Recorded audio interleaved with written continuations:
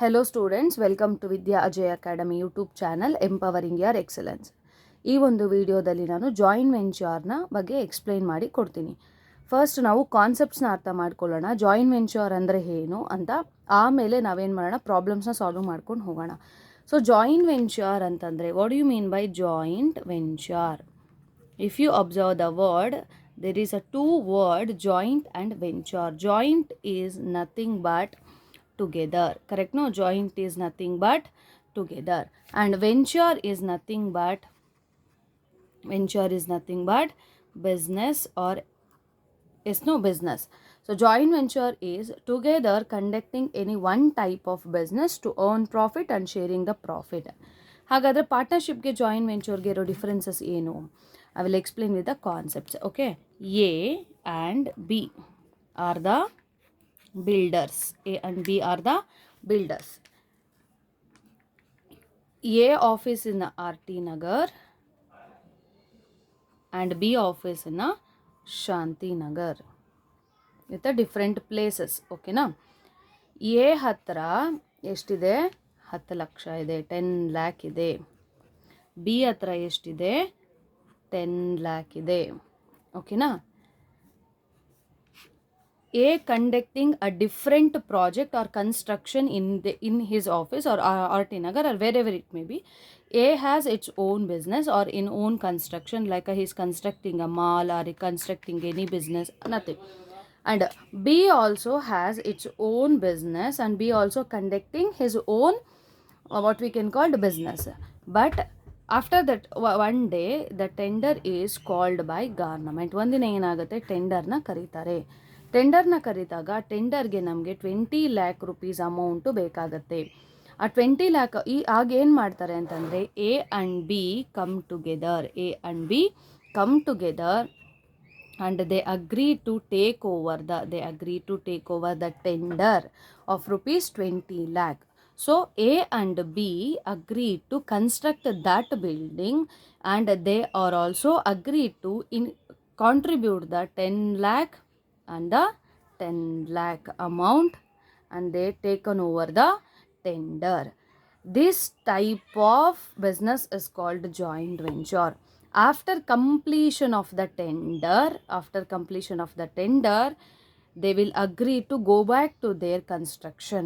ಏನಾಗುತ್ತೆ, A and B ಇಬ್ಬರೂ tender ತೊಗೊಳ್ತಾರೆ. ಟೆಂಡರ್ ತೊಗೊಂಡ್ಮೇಲೆ ಟೆಂಡರ್ ಕಂಪ್ಲೀಟ್ ಆಗಿದ ತಕ್ಷಣ ಏನು ಮಾಡ್ತಾರೆ, ಅವ್ರವ್ರ ಬಿಸ್ನೆಸ್ಗೆ ಅವರು ಏನಾಗ್ತಾರೆ, ವಾಪಸ್ ಆಗ್ತಾರೆ. So joint venture is nothing but it is a temporary agreement between the coventurers. So A and B ಅನ್ನು ನಾವೇನಂತ ಕರಿತೀವಿ, co-venturers ಅಂತ ಕರಿತೀವಿ. What is the main differences between the partnership and the joint venture is nothing but partnership is a long term and but a joint venture is a temporary.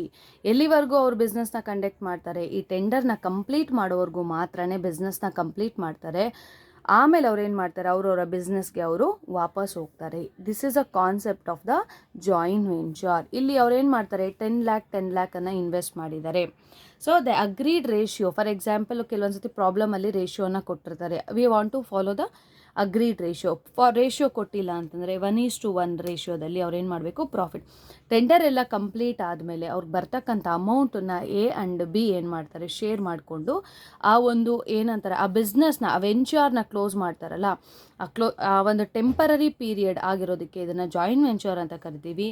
ಅಥವಾ ಅದು long period ಆದರೆ ನಾವು ಅದನ್ನು ಏನಂತ ಕರಿತೀವಿ, partnership ಅಂತ ಕರಿತೀವಿ. So this is a main concept of the joint venture. ಹಾಗಾದರೆ ಅಕೌಂಟಿಂಗ್ ಟ್ರೀಟ್ಮೆಂಟ್, ಅಕೌಂಟಿಂಗ್ ನಮಗೆ ಬೇಕಾಗಿರೋದೇನೀಗ ಇಲ್ಲಿ, accounting treatment of joint venture. ಹಾಗಾದರೆ ಬುಕ್ಸ್ ಆಫ್ ಅಕೌಂಟ್ಸ್ನ ನಾವು ಹೇಗೆ ಮೇಂಟೈನ್ ಮಾಡ್ತೀವಿ, ಕರೆಕ್ಟಾ? ಬುಕ್ಸ್ ಆಫ್ ಅಕೌಂಟ್ಸ್ನ ನಾವು 2 ಟೈಪ್ಸಲ್ಲಿ ಇಲ್ಲಿ ಮೇಂಟೈನ್ ಮಾಡ್ತೀವಿ. Number 1, separate set of books are maintained. Separate set of books are maintained. And another one is when there is no separate set of books are maintained. ಓಕೆನಾ? One separate set of books are maintained ಅಂತ ಬಂದಾಗ ಈಗ A and ಬಿಗೆ ಅವ್ರದ್ದೇ ಆಗಿರ್ತಕ್ಕಂಥ business ಇದೆ. ಅದು ಬಿಟ್ಟು ಬರೀ ಜಾಯಿಂಟ್ ವೆಂಚರ್ಗೆ ಅಂತಲೇ ಹೇಳಿ ಅವರು ಸಪರೇಟ್ ಸೆಟ್ ಆಫ್ ಬುಕ್ಸನ್ನು ಮೇಂಟೈನ್ ಮಾಡ್ತಾರೆ. ಆವಾಗ ಮೇಂಟೈನ್ ಮಾಡಬೇಕಾದ್ರೆ number 1 joint venture account, number 2 co venturers account, number 3 joint bank ಅಕೌಂಟನ್ನು ಈ 3 ಅಕೌಂಟನ್ನು ಓಪನ್ ಮಾಡ್ಕೋಬೇಕು. Why they want to open all these things to record the transactions of the joint venture. They want to open the joint venture account, co-venturers account and joint bank account. ಈಗ ನಾವು when separate set of books are maintained ಮಾತ್ರ ನೋಡೋಣ. when separate set of books ಏನೇನು ಬುಕ್ಸ್ನ maintain ಮಾಡಬೇಕು ಸಪರೇಟಾಗಿ, ಅಂದರೆ joint ವೆಂಚರ್ಗೆ ಸಂಬಂಧಪಟ್ಟಂಗೆ ಅವರು ಒಂದು ಬುಕ್ಸ್ ಆಫ್ ಅಕೌಂಟ್ಸ್ನ ಮೇಂಟೈನ್ ಮಾಡಬೇಕು. ಅಂದರೆ ಅವ್ರು ಮಿಕ್ಕಿರ್ತಕ್ಕಂಥ ಬಿಸ್ನೆಸ್ಸಲ್ಲಿ ಅದನ್ನು ಇನ್ವಾಲ್ವ್ ಮಾಡ್ಕೊಳ್ಳೋದಿಲ್ಲ. ಸೊ ಫಸ್ಟ್ ಅಕೌಂಟ್ ಬಂದು ನಮಗೆ joint venture account. Joint venture account is nothing but a nominal account. ಇದನ್ನೊಂದು ನಾಮಿನಲ್ ಅಕೌಂಟ್ ಆಗಿರುತ್ತೆ. Debit all expenses and credit all incomes. ಈ ರೂಲನ್ನು ಫಾಲೋ ಮಾಡಿದ್ರೆ ನಾವು ಜಾಯಿಂಟ್ ವೆಂಚರ್ ಅಕೌಂಟ್ನ ನಾವೇನು ಮಾಡ್ಬೋದು, ಓಪನ್ ಮಾಡ್ಬೋದು. ಈಸಿಯಾಗಿ ನಾವು ಎಂಟ್ರೀಸ್ನ ಪೋಸ್ಟ್ ಮಾಡ್ಬೋದು. ನಾಮಿನಲ್ ಅಕೌಂಟ್ ಅಂದ್ರೇನು? Debit all the expenses and credit all the income. ಇಲ್ಲಿ ಹಾಗಾದರೆ ಯಾವುದನ್ನ ಬೇಸಾಗಿ ತೊಗೋಬೇಕು? ಜಾಯಿಂಟ್ ವೆಂಚರ್ಗೆ ಯಾವುದೆಲ್ಲ ಎಕ್ಸ್ಪೆನ್ಸಸ್ ಆಗುತ್ತೋ ಅದನ್ನು ಡೆಬಿಟ್ ಮಾಡಬೇಕು. ಜಾಯಿಂಟ್ ವೆಂಚರ್ಗೆ ಯಾವುದೆಲ್ಲ ಇನ್ಕಮ್ ಆಗುತ್ತೋ ಅದನ್ನು ನಾವು ಕ್ರೆಡಿಟ್ ಮಾಡಬೇಕು. ಅರ್ಥ ಆಗ್ತಾ ಇದೆಯಾ? ಅದಾದಮೇಲೆ coventurers account is nothing but a partners capital account as usual and similar to the partners capital account. ಇಲ್ಲಿ ಪ್ರತಿಯೊಬ್ಬರು, ಫಾರ್ ಎಕ್ಸಾಂಪಲ್ ನಾವಿಲ್ಲಿ ಎ ಆ್ಯಂಡ್ ಬಿ ಅಂತ ತೊಗೊಂಡ್ವಿ. A account and the B account ಅಂತ ಹೇಳಿ 2 ಕಾಲಮ್ ಹಾಕ್ಕೊಂಡು the things related to the A, all the things we are enter in the A. ಅವನೇನು cash ತೊಗೊಂಡು ಬಂದಿದ್ದಾನೆ, ಅಥವಾ ಅವನೇನು ಎಕ್ಸ್ಪೆನ್ಸಸ್ ಮಾಡಿದ್ದಾನೆ, ಏನು ಇನ್ಕಮ್ ಬಂದಿದೆ ಅವ್ನಿಗೇನು ಪ್ರಾಫಿಟ್ ಬಂದಿದೆ, ಇದೆಲ್ಲವನ್ನು ನಾವು ಕೋವೆಂಚರರ್ಸ್ ಅಕೌಂಟಲ್ಲಿ ಎ ಅಮೌಂಟು ಆ್ಯಂಡ್ ಬಿ ಅಕೌಂಟಲ್ಲಿ ಬಿ ಅಮೌಂಟ್ನ ಹಾಕ್ಕೊಂಡು ಹೋಗಬೇಕು. ಈ ಒಂದು ಜಾಯಿಂಟ್ ವೆಂಚರ್ ಅಕೌಂಟ್ ಓಪನ್ ಮಾಡಿದ್ಮೇಲೆ ನಮಗೆ ಅದ ಫೈನಲ್ ರಿಸಲ್ಟ್ ಬಂದು ಪ್ರಾಫಿಟ್ ಆರ್ ಲಾಸ್ ಬರುತ್ತೆ. ಅದನ್ನು ನಮಗೆ ಪ್ರಾಬ್ಲಮಲ್ಲಿ ಯಾವ ರೇಷಿಯೋ ಕೊಟ್ಟಿರ್ತಾರಲ್ಲ ಆ ರೇಷಿಯೋದಲ್ಲಿ ಡಿವೈಡ್ ಮಾಡಬೇಕು. ಡಿವೈಡ್ ಮಾಡಿರ್ತಕ್ಕಂಥ ಪ್ರಾಫಿಟ್ ಆ್ಯಂಡ್ ಲಾಸನ್ನು ಎ ಮತ್ತು ಬಿ ಅಕೌಂಟ್ ಎರಡಕ್ಕೂ ನಾವು ಡಿವೈಡ್ ಮಾಡಿ ಹಾಕಬೇಕು. ಆ್ಯಂಡ್ ಫೈನಲ್ ಆಗಿ ಬರ್ತಕ್ಕಂಥ ಅಮೌಂಟನ್ನು ನಾವು ಫೈನಲ್ ಸೆಟಲ್ಮೆಂಟ್ ಅಂತ ಕರಿತೀವಿ. ಫೈನಲ್ ಸೆಟಲ್ಮೆಂಟನ್ನು ಮಾಡಬೇಕಾಗತ್ತೆ. ಇದಾದಮೇಲೆ ಲಾಸ್ಟ್ ಅಕೌಂಟ್ ಬಂದು ನಮಗೆ joint bank account is nothing but joint ವೆಂಚರ್ನ ಸ್ಟಾರ್ಟ್ ಮಾಡಬೇಕು ಅಂತಂದರೆ they want to introduce some cash. They are introducing some cash by opening the joint bank account and all the transactions they are done through the bank account, and at the end of the joint venture they want to close a joint venture account by taking the final settlement.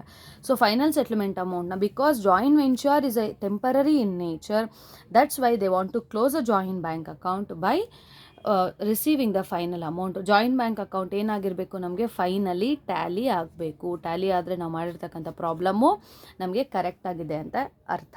So for the next video ನಾನೊಂದು ಪ್ರಾಬ್ಲಮ್ನ ತೊಗೊಂಡು ನಿಮಗೆ ಆ ಪ್ರಾಬ್ಲಮನ್ನು explain ಮಾಡ್ತಾ journal entry and ledger ಎರಡನ್ನ explain ಮಾಡಿಕೊಡ್ತೀನಿ.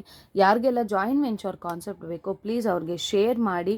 ಸ್ಟೂಡೆಂಟ್ಸ್ಗೆ ಇದು ರೀಚ್ ಆಗೋ ರೀತಿಯಲ್ಲಿ ಮಾಡಿ. ಕಾನ್ಸೆಪ್ಟ್ನ ನೀವು ಕ್ಲಿಯರಾಗಿ ಅರ್ಥ ಮಾಡ್ಕೊಂಡ್ಮೇಲೆ ಈ ಕಾನ್ಸೆಪ್ಟ್ಸ್ನ ಮತ್ತೆ ನೀವು ಅರ್ಥ ಮಾಡ್ಕೊಳ್ಳಿ. ಅದಾದಮೇಲೆ ಪ್ರಾಬ್ಲಮ್ನ ಒಂದು ಸತಿ ನೋಡಿ, ಆಗ ನಿಮಗೆ ನೀಟಾಗಿ ಜಾಯಿಂಟ್ ವೆಂಚರ್ನ ಎಂಟ್ರೀಸ್ನ ಈಸಿಯಾಗಿ ಪಾಸ್ ಮಾಡ್ತೀರಾ. ನೆಕ್ಸ್ಟ್ ವಿಡಿಯೋದಲ್ಲಿ ಪ್ರಾಬ್ಲಮ್ಮೊಂದಿಗೆ ಬರ್ತೀನಿ. Thank you for watching Vidya Ajay Academy YouTube channel, empowering your excellence. Please share ಮಾಡಿ, ಸಬ್ಸ್ಕ್ರೈಬ್ ಮಾಡಿ, ಹೆಚ್ಚಿನ ಸ್ಟೂಡೆಂಟ್ಸ್ಗೆ ರೀಚ್ ಆಗೋ ರೀತಿಯನ್ನು ಮಾಡಿ.